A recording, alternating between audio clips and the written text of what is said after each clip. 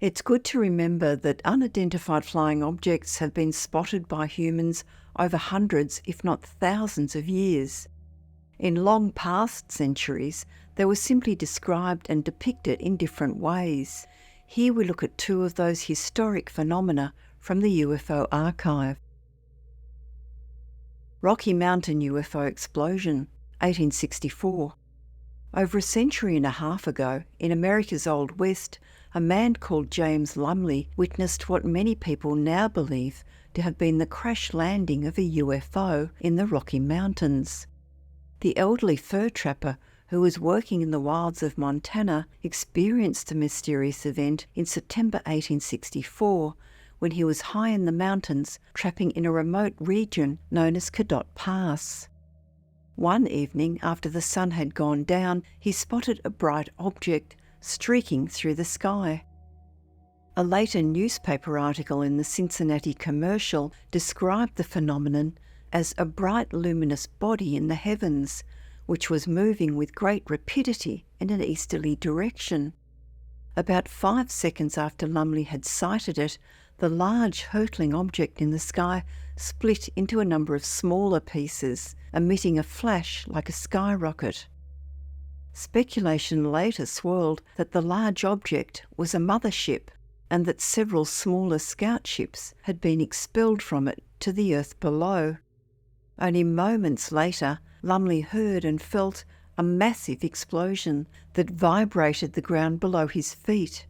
This was followed by a large-scale wind that tore through the forest like a tornado with a loud whooshing sound. Accompanying it was also the distinctive odour of sulphur in the air, as when gunpowder is combusted. The morning after Lumley's unnerving experience, he went out to investigate, and what he found astonished him. 2 miles from his camp, and stretching as far as the eye could see, was a far-reaching swathe of destruction. The press article reported a wide path had been seared through the forest, several metres wide. Giant trees had been uprooted or snapped off near the ground. The tops of hills had been raised flat and the earth churned up in many places. Vast and widespread chaos was everywhere to be seen. Lumley followed along the trail of destruction until finally he located the strange object he had seen to explode the night before. There was embedded in the side of the mountain what he later described as an immense stone. It soon became apparent that the object was not a fallen meteor. Lumley claimed that the large object was, quote, divided into compartments, and that parts of it had been carved with symbols like hieroglyphics, similar to the inscriptions of ancient Egypt. The newspaper reported that Lumley was confident that the hieroglyphics had been created by human hands, and that the stone itself, although just a fragment of some immense structure, must have been used to serve some function by, quote, animated beings. Since then, it has become well known that strange writing resembling hieroglyphics is often observed in UFO discoveries. Therefore, Lumley's sighting was one of the very first incidents wherein such mysterious inscriptions were observed by a witness at the scene of a crashed UFO. Lumley also discovered, littered around the crash location, fragments of a material resembling broken glass, while the ground around the downed object was stained with some kind of mysterious liquid. It was speculated that this was some sort of fuel that had leaked from the craft's engines. The newspaper reporter went on to write, "Strange as this story appears, Mr. Lumley relates it with so much sincerity that we are forced to accept it as true." The article also details several other sightings of similar airborne objects in the same time frame, including another incident where a large object was also seen to split into several smaller ones.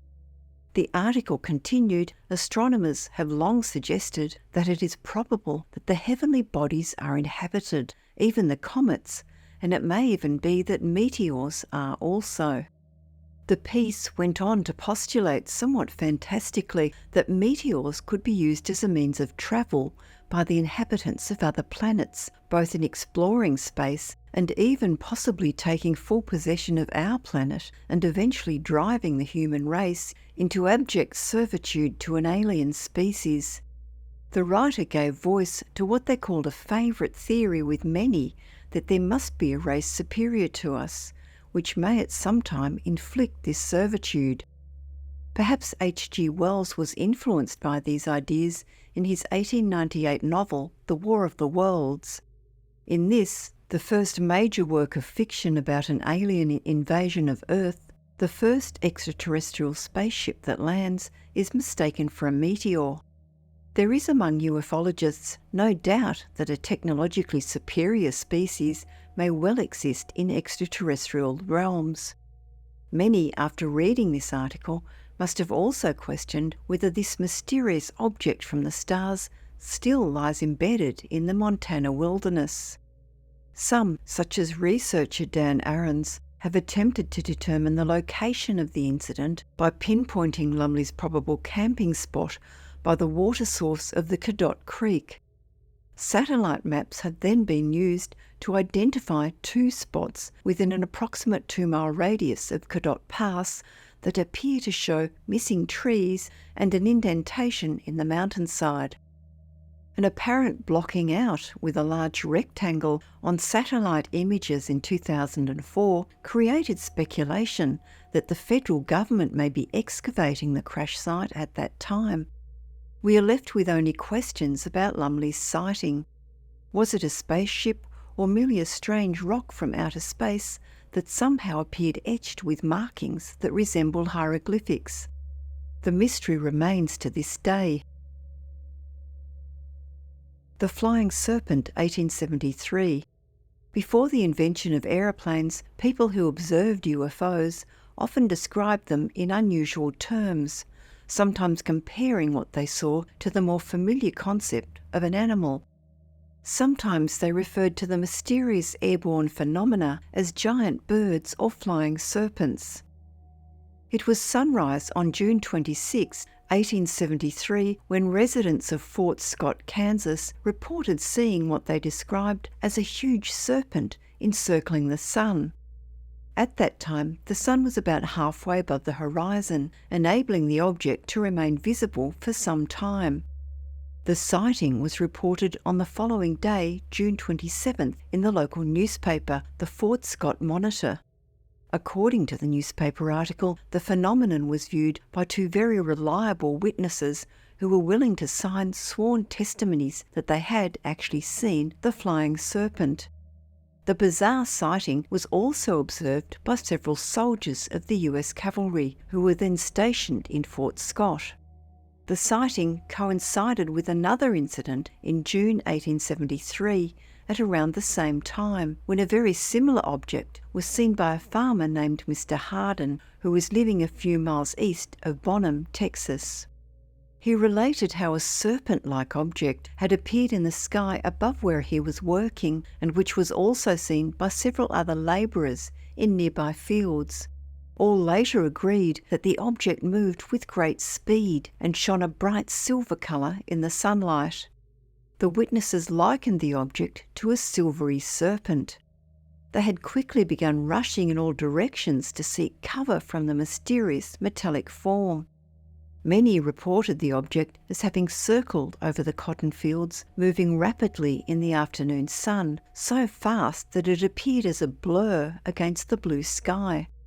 According to the newspaper account, the farmers became seriously frightened by the unusual spectacle, which they described as an enormous serpent that appeared to float upon a cloud.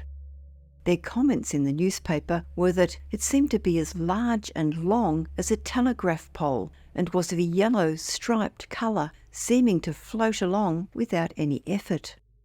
As the farmers continued to observe, the giant snake began to drift off toward the east. The high strangeness of their apparition was that as it moved along in the sky, the serpent appeared to behave just as a real snake does. They watched stunned as it would coil itself up, turn over, and then thrust its head forward, just like a snake when it's about to bite. The witnesses stated clearly that the flying snake would, quote, thrust forward its huge head, looking like it was striking at something and displaying the manoeuvres of a real snake. Much later, researcher Donald Kehoe argued in his 1950 book, The Flying Saucers Are Real, that the sky serpent seen over Bonham was actually a flying saucer. He wrote that it was broad daylight when the strange, fast-moving object was suddenly seen in the sky southwest of the town. For a moment, Bonham residents stared at the thing, unable to believe their own eyes. At the time, the only known flying device was the drifting balloon, but this object was massive and speeding so fast its outlines were almost a blur. He confirmed that terrified farmers hid under their wagons and the town dwellers fled indoors, with only a few people remaining outdoors to view the phenomenon. The UFO was seen to circle the town twice before moving away to the east and disappearing. The sighting was covered in the New York Times, but the article about it ridiculed the witnesses, saying that the farmers who claimed to observe the flying serpent must have been delirious. The New York Times writer also derided witnesses to the flying serpent viewed in the skies over Fort Scott, Kansas, stating that if people continued to see flying snakes, the government should consider a ban on the selling of alcohol. However, numerous sightings continued to occur across the Midwest over the following years of these so-called silver serpents or silver birds, with some panicked locals even taking aim at the objects in attempts to ground them. Even some years before these two incidents, back in 1857 and 1858, settlers in Nebraska reported having also seen a large flying serpent. Historian Murray Sandoz recorded that the creature was observed hovering in the sky above a steamboat. The serpent described as wavy, slipping in and out of the clouds and also seeming to breathe fire and with streaks of light flaring out of its sides. A similar incident also occurred later in 1892 when two cowboys in Tombstone, Arizona would claim to have chased and shot at a so-called winged reptile that was 49 metres or 160 feet long and with a wingspan of 28 metres or 92 feet. And so the strange sightings had occurred across the Midwest over a 40-year period. Although the June 1873 incidents stand out for two reasons. First, the witnesses seemed very credible, while second, the descriptions of both events matched up with credible similarities. We are left wondering, did they really see a snake-like creature, or was it some kind of spacecraft that they interpreted as looking like a serpent?